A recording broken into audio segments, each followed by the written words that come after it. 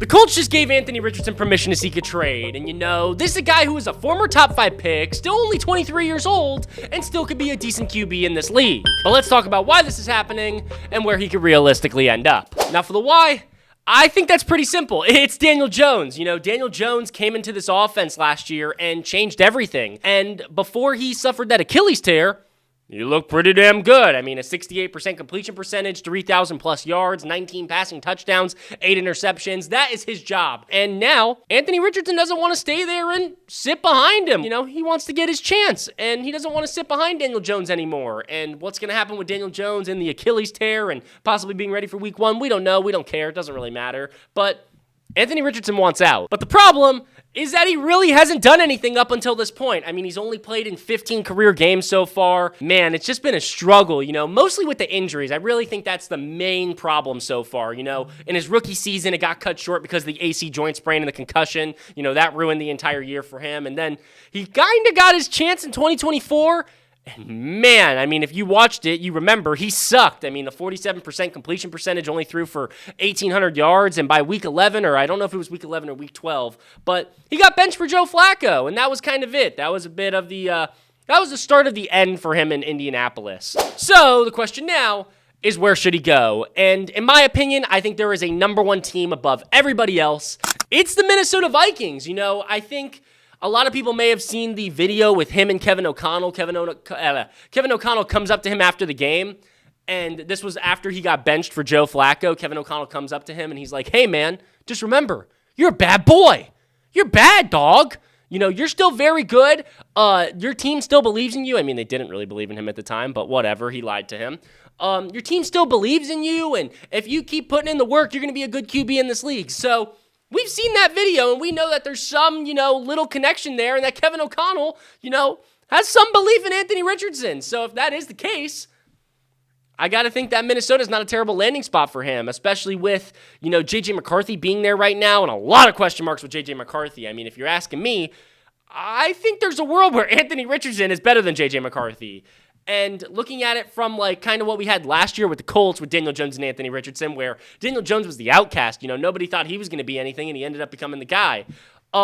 I think Anthony Richardson and J.J. McCarthy would be a very similar situation to where, maybe one of them steps up and becomes the guy, or maybe neither of them step up. But either way, I think Anthony Richardson could step into the Vikings QB room and compete. The second landing spot that I really like is the Dolphins. Having him on the Dolphins would be such a fun thing. He is so fast. People forget that. The 40-yard dash, I believe he ran a 4.44, I believe it was, or 4.39, one or the other.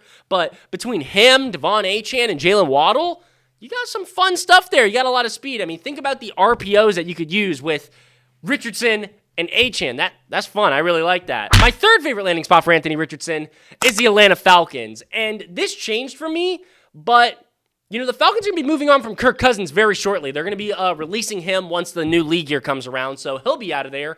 And the only guy you got left on the roster is Michael Penix. And Michael Penix just tore his ACL. I don't know if people remember that. So he's probably not going to be ready for week 1, and he's definitely not going to be ready for training camp. So you need another QB.